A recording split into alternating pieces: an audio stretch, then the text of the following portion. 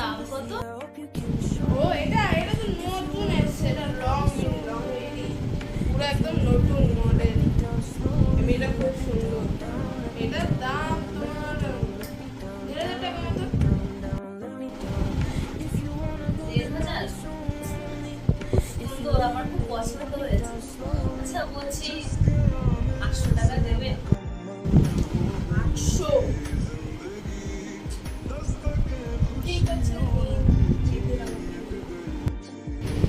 Thank you. আসছি দাদা। হ্যাঁ, 800 টাকায় দিয়ে দিল।